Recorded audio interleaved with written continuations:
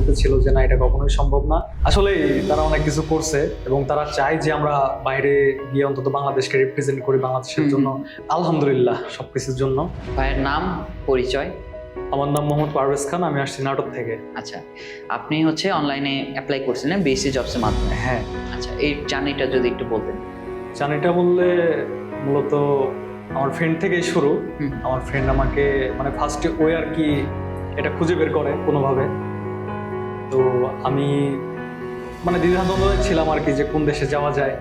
Plus এখন তো চারিদিকে অনেক বিভ্রান্তি সৃষ্টি করার জন্য অনেক রকম মানে অনেক কিছু হচ্ছে। তো আমার ফ্রেন্ড আমাকে বললো আর কি বিএসসি জবস এর বিষয়ে, যে বিএসসি জবস একটা প্রতিষ্ঠান যারা হচ্ছে ডেলিগেটের মাধ্যমে যারা আর কি ভালো এক্সপিরিয়েন্সফুল বা যেটাই হোক তারা মূলত সৌদিতে পাঠায় ডেলিগেটের মাধ্যমে। এবং আমি সেখান থেকে জানতে পারি।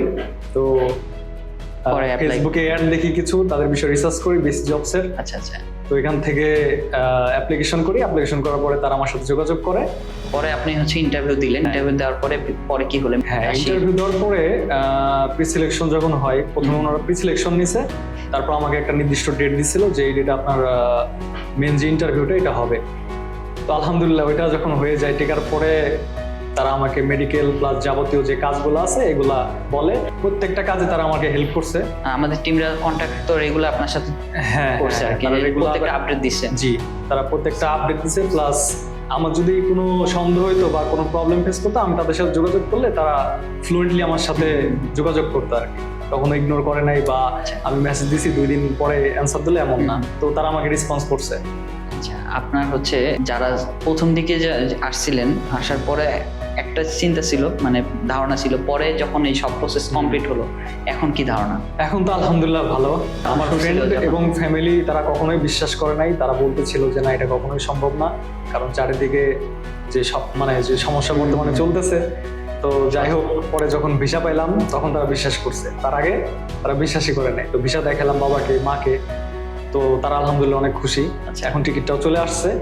এই তো অন্যরা যারা সৌদি আরব যেতে যাচ্ছে তাদের জন্য আর কি কি পরামর্শ থাকবে? যারা মূলত বাইরে যেতে চান, বিশেষ করে সৌদি আরবে, এই বিএসসি জবসই যারা বৈধভাবে এবং ডেলিগেটের মাধ্যমে সৌদিতে লোক পাঠায়। তো আপনারা তাদেরকে তাদের যে ওয়েবসাইট আছে সেখানে ঢুকে দেখতে পারেন। প্রত্যেকটা সার্কুলার, প্রত্যেকটা ডিটেলস সবকিছু দেওয়া আছে। তো আপনারা ওইখানে রেজিস্ট্রেশন করলেই বিএসসি জবসের যারা টিম আছে আপনাদের সাথে যোগাযোগ করবে এবং কি কি হেল্প লাগবে, কি কি রিকোয়ারমেন্টস লাগবে, তারা আপনাকে সমস্ত কিছু দিয়ে হেল্প করবে। টিকিট তো পাইছেন, এটা অনুভূতিটা বলবেন যে আপনার তো টিকিট হয়ে গেছে। এটার অনুভূতি বলতে গেলে আমি খুবই দ্বিধাদ্বন্দ্বে ছিলাম যে আসলে কি টিকিট আসবে কিনা। তো আলহামদুলিল্লাহ সবকিছুর জন্য, কারণ বিএসসি জবস যে টিমগুলো আছে তাদেরকে অসংখ্য ধন্যবাদ এতটুকু করার জন্য। আসলে তারা অনেক কিছু করছে এবং তারা চায় যে আমরা বাইরে গিয়ে অন্তত বাংলাদেশকে রিপ্রেজেন্ট করি, বাংলাদেশের জন্য ভালো কিছু করি, এটা তারা চায়। আশা করি ফিউচারে আপনি হচ্ছেন একটা ভালো একটা ক্যারিয়ার করবেন সৌদি আরবে।